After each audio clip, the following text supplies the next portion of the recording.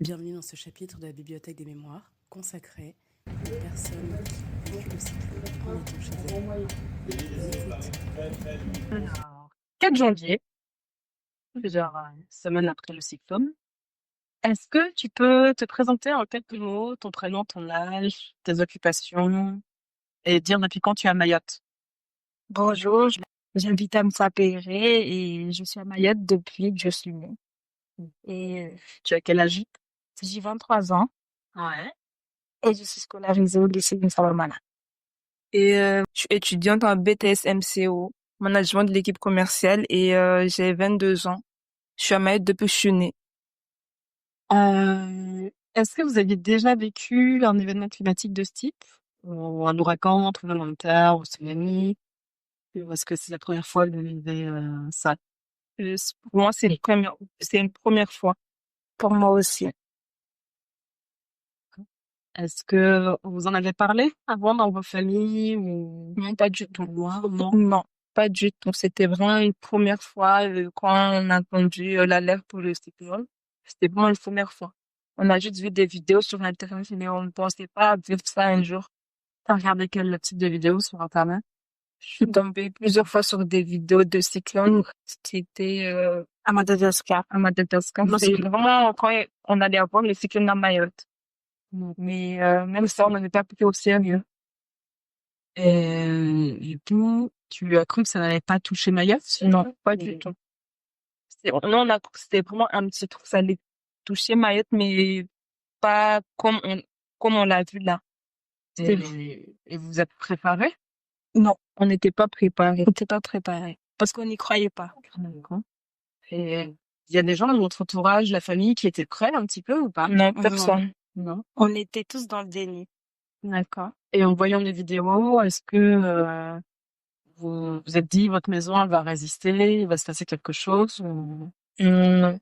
Même ça, on n'avait pas vu, puisqu'on a vécu le moment vraiment en direct, quoi. Mais après, on s'est pas dit que la maison, elle allait toucher la maison, quoi. Et est-ce que vous pouvez me raconter comment vous avez vécu le passage du cyclone le jour même?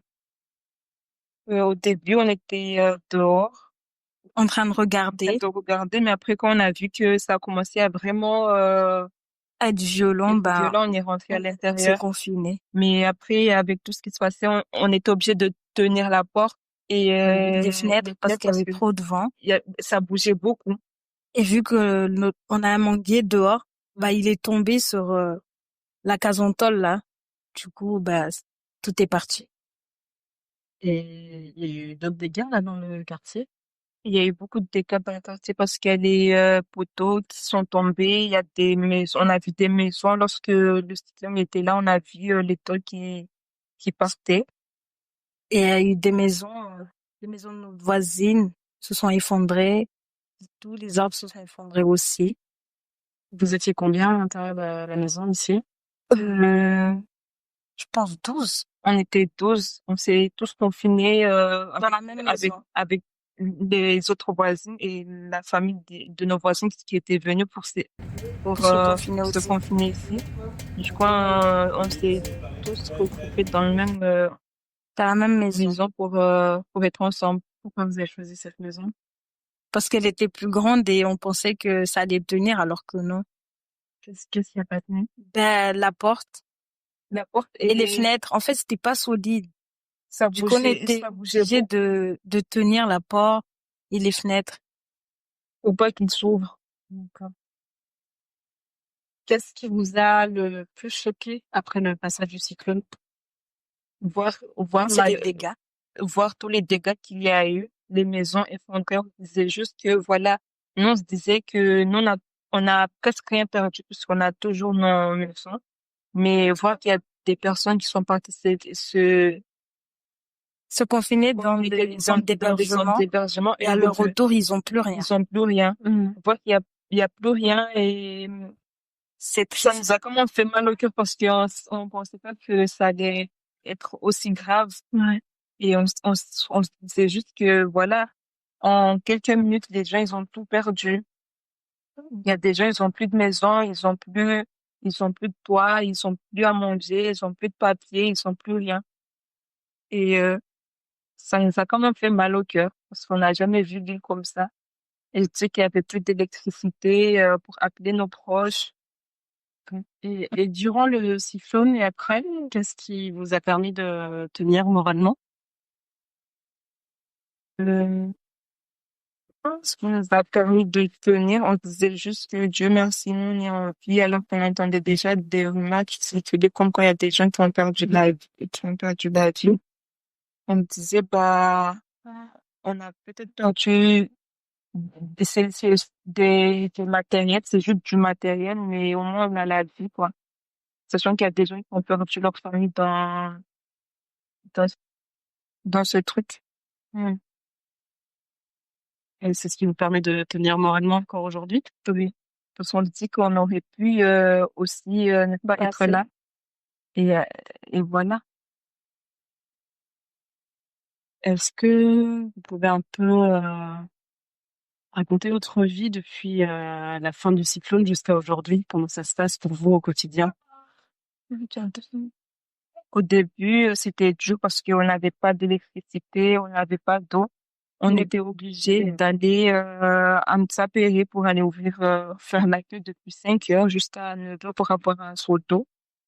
Et c'était quand même dur parce que les gens n'avaient pas à manger parce qu'il nous restait dans les frigos, ils commençaient à pourrir. Et pour l'électricité, ben, on achetait des bougies, hein. Mais c'était plus dur pour avoir de l'eau vu que il y avait pas d'eau. On allait à Mtsapéré, des fois on avait de l'eau, des fois il y avait beaucoup de disputes, du coup on partait. On restait là à écouter, attendre s'il y avait de l'eau quelque part. D'accord. Et ça, c'était après le cyclone et jusqu'à aujourd'hui, vous vous organisez comment? Non, c'était, disons, une semaine. Après, quand l'eau est revenue, petit à petit, ben, on a commencé, à vivre normal. Pas normal parce Normal, que mais genre, on a commencé à reprendre, une vie, entre guillemets, normale. Petit à petit, on s'adapte. Qu'est-ce qui a changé? Qu'est-ce qui a changé? tout. Disons tout parce que, on va dire, on n'a pas forcément à manger. Parce qu'on est obligé de manger que des mabawa, soit on doit aller dans des boutiques acheter des réserves ou même, mais même là, c'est pas tout à fait normal. On peut pas, Parce qu'on peut pas faire de on peut pas courses. faire des courses par peur qu'il n'y ait, du Il jour n'y au ait lendemain, il n'y a plus plus d'électricité. d'électricité. Du coup, ben, on vit avec nos réserves qu'il y avait dans le frigo avant le cyclone.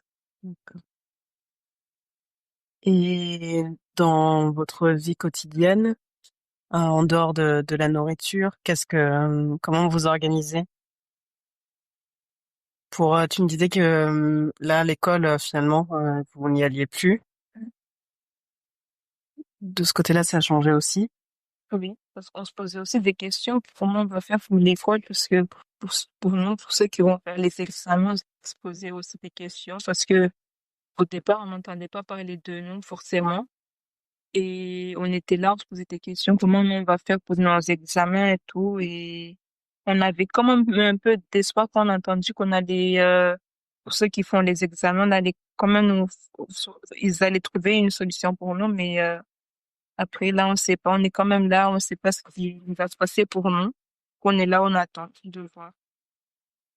Mais même là, on sait pas si les écoles vont être reconstruites vite ou pas, parce que si c'est pas le cas, on aura quand même beaucoup de retard pour ceux qui vont faire, les examens. Là, on sait pas. Tout à l'heure, vous me parliez de la distribution de nourriture, du manque d'exercice. Est-ce que vous avez des commentaires à faire sur la manière dont l'événement a été géré? Euh, Niveau nourriture, il y a pas de distribution.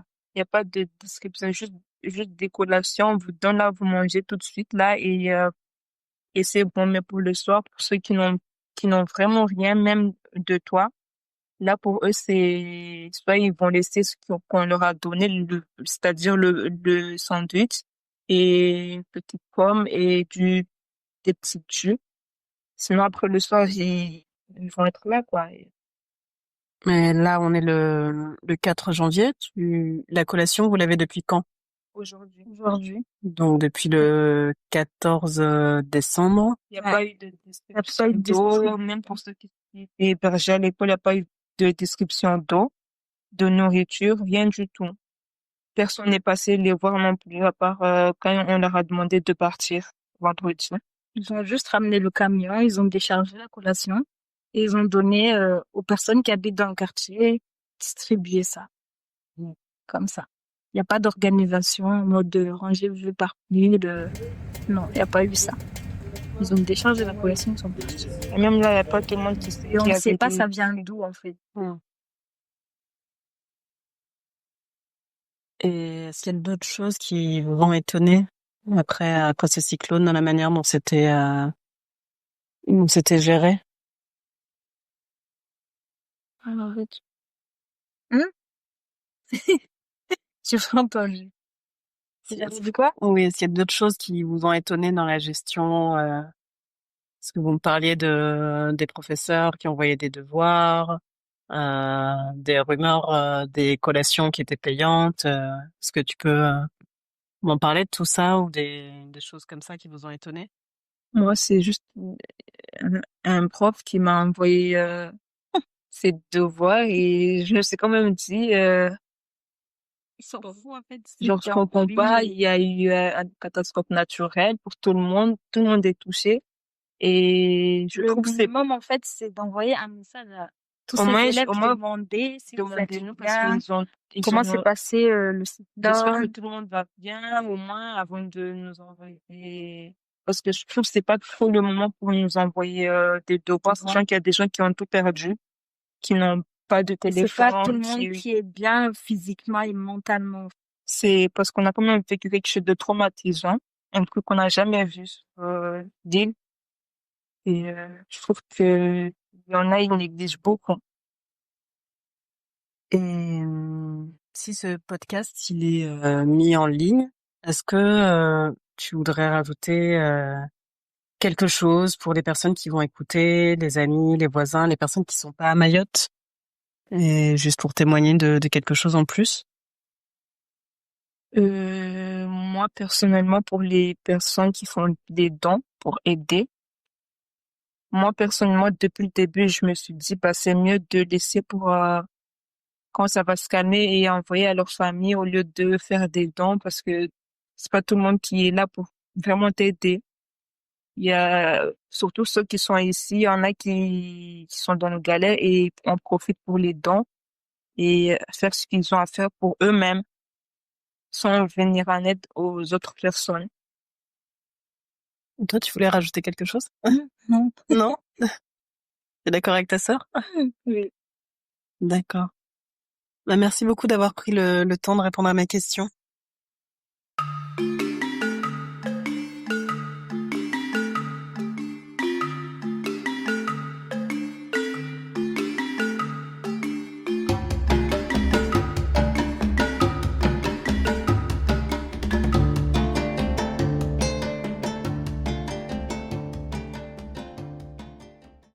Vous venez d'écouter un épisode de la Bibliothèque des Mémoires.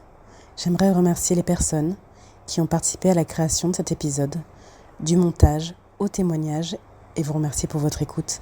À bientôt pour un prochain épisode.